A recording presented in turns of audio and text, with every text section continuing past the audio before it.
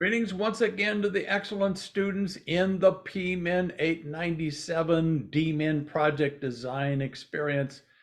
This is your instructor once again, Dr. Larry Asplund, coming to you. We are doing so well as a class. I wanted to be able to come by this evening and welcome you to week 5, which is the last week of module 2. So it's all about this section that we call the summary of the literature.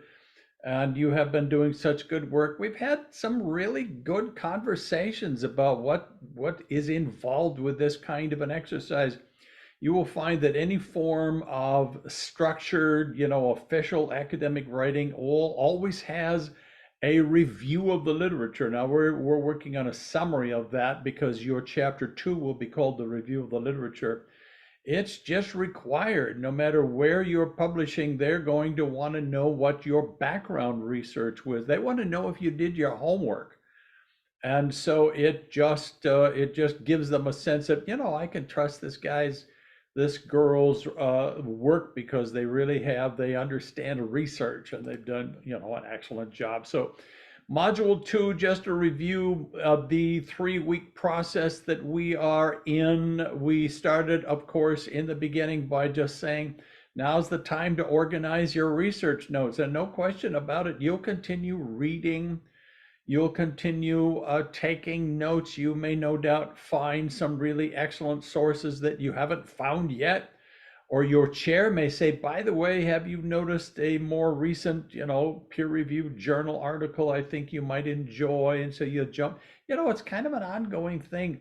Eventually you have to stop because you just need to be able to bring your project to a conclusion and your dissertation to a conclusion. But in terms of what you have done so far, this is your opportunity to organize your research notes. Of course, we had a second collaborate. We don't call them collaborates anymore because we're not using that. We're getting ready to bail on Blackboard, altogether. So I just refer to it as a Zoom consultation. We had our second one.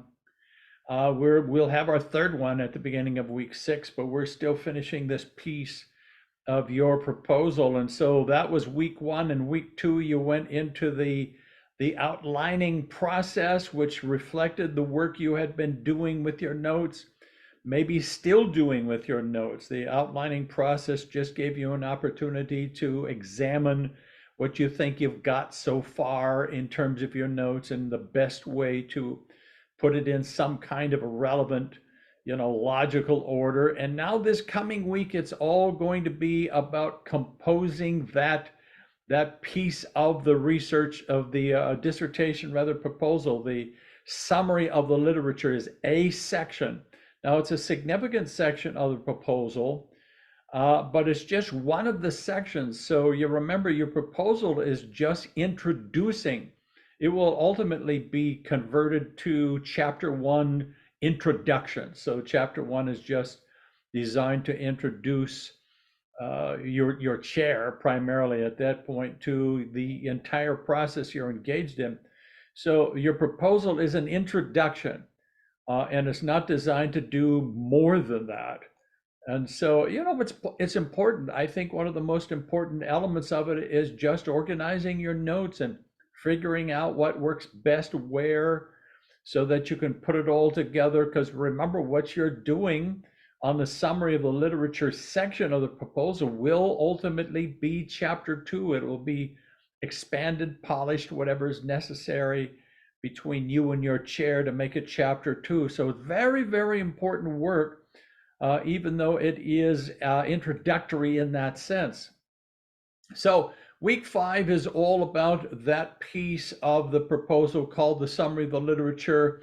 You are and have been dividing your research notes into the scholarly literature. And we've had good conversations about, okay, what is formal academic? What is scholarly literature? What does that mean? Because not everything that we like or read, for goodness sakes, probably for me, probably the minimum of really what I ordinarily read and like to read, certainly any book I've published has never been formally academic. It's not been designed to contribute some kind of a unique thing to the scholarly literature, but a lot has, and you can tell because scholarly literature all follows this very similar kind of a structure and an outline. And so you've done a lot of work in that area. It's a matter of going in, identifying it, separating it out, and putting it in some kind of a logical order, which of course is your outline. And then the rest is going to deal with biblical studies, with Christian theology, with church history. Those are the three areas that will, we call it the BTH Foundation. Ultimately will be chapter 3. It's probably what makes the D.Min dissertation most unique, especially when it comes to comparing it to a PhD dissertation. So that will be very, very important, but it's designed to do something different. Both are presenting your background information.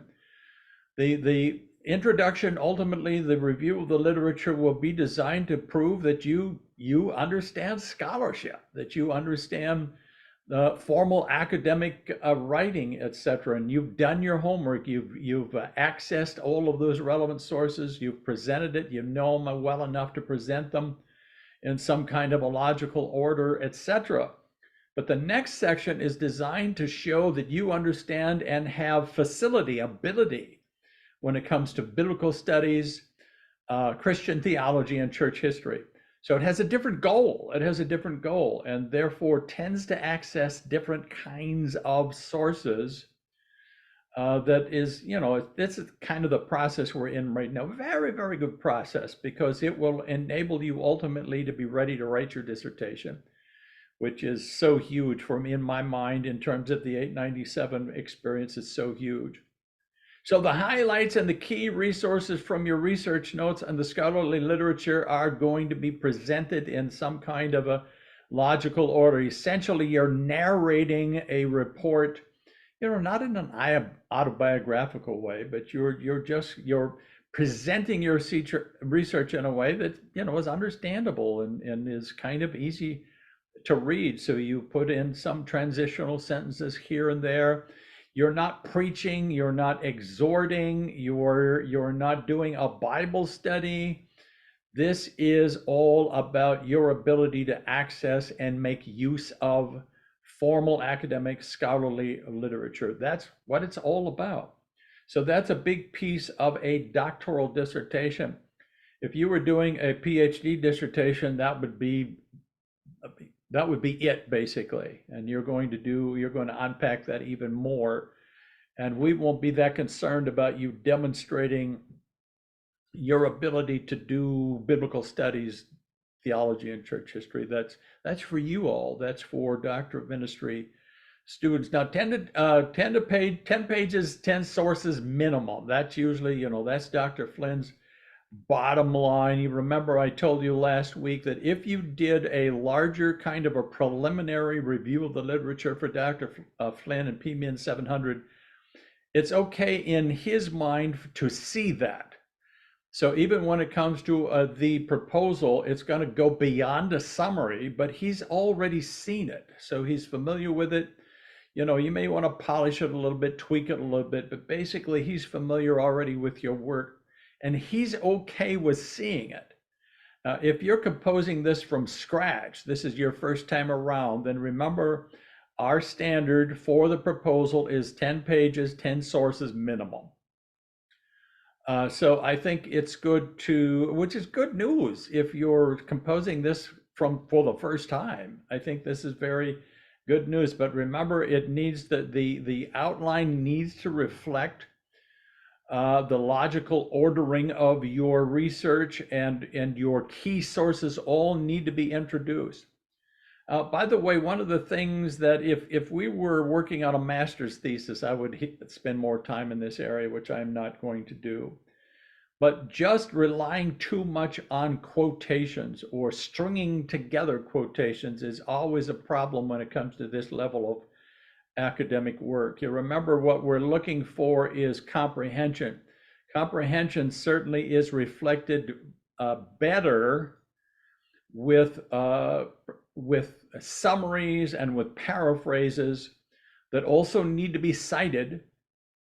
But also when it comes to key sources, and occasionally you encounter somebody who is a primary source and they say it better than anyone else, then you want to be able to quote them word for word. So there's certainly a lot of room for quotations, but just relying on them too much, if that happens, you will definitely get a comment, or certain, if not from Dr. Flynn, certainly from your chair. So keep that in mind. Also, please remember, and I don't want you to be frustrated, I want you to be okay with it. If you did a kind of a preliminary review of the literature for Dr. Flynn, and you put that whole thing in the proposal, your chair will ask you to reduce it to 10 to 12 pages. Because it's no longer a proposal. The chair's going to want to look at a proposal. It's no longer chapter 1. It's no longer an introduction. It's more than that. And so just be ready for that. It'll be okay, for us at this point, but it will need to change later. So remember, with your assignment this week, the week 5 assignment is in your group. It's a peer review opportunity, so use the peer review rubric. That document always contains some excellent information, but you can use it also as the basis for providing helpful feedback to other members of your group. So you're simply going to post a document with your summary of the literature and a brief comment then as to how you maybe about the process that led you this far, in as reflected in your summary of the literature. Again, use the rubric to provide relevant feedback. You remember, my practice is to not wait till the end of the semester to provide you with detailed feedback. I found that that's very frustrating for students and very frustrating for the instructor, quite frankly.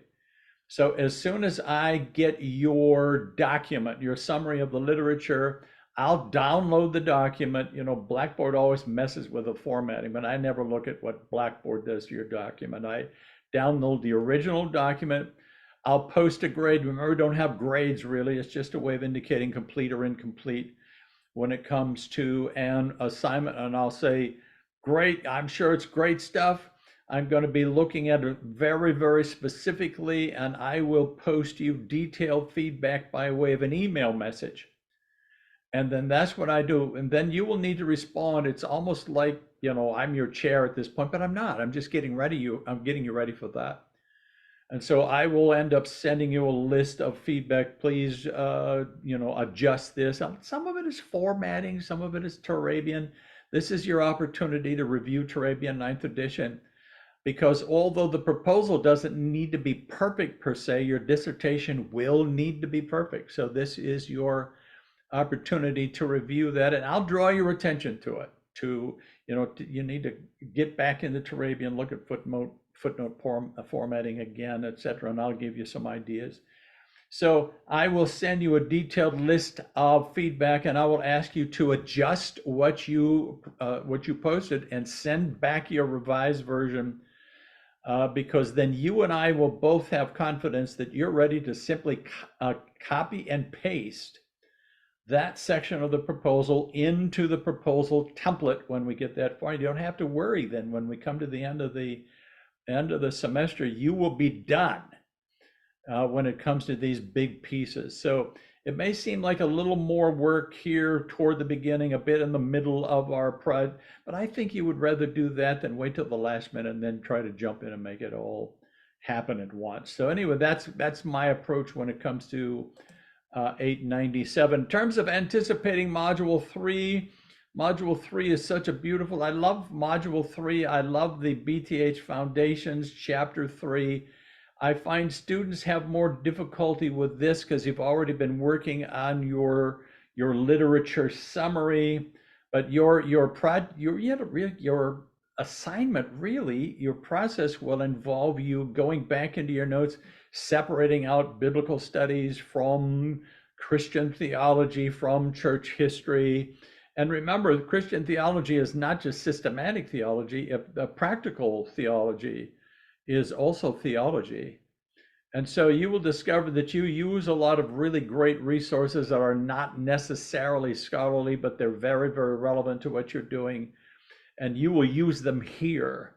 So we'll work on that in module 3 in the very same way that we've been working on the summary of the literature. So you'll, again, work with the notes you've got left. Maybe in my feedback on your summary of the literature, I say, you know, I think you need to save this for the BTH Foundation, really good stuff. And then you'll be ready to go with that. Structured in the same way, 3 weeks. We'll start with a Zoom consultation and go forward for there. So this is all, you know, the whole process of providing a review of the literature. So very, very important. I have absolute confidence in your scholarship. You are all very disciplined, very focused scholars. You have an excellent understanding of where you're going ultimately with your ministry project. I'm enjoying so much just sharing, and I'm excited about the work you're doing. So it's going to be another good week, of course. I will be online interacting with you and always available to you. Don't hesitate to send me an email if you want to chat on the phone, occasionally a Zoom meeting just between you and me so we can look at your work together, you know, when we have more of a finished document to look at. Whatever would be helpful, that's what I want to do. So don't forget that. I'm just keeping all of you in my prayers. Of course, we've been praying for Tom, who is recovering from surgery, having his hip replaced. And just doing, I think Tom's going to do great. I don't have a concern for him, but we're praying for one another in this process. So God bless you, everybody. I just pray that you have a wonderful week.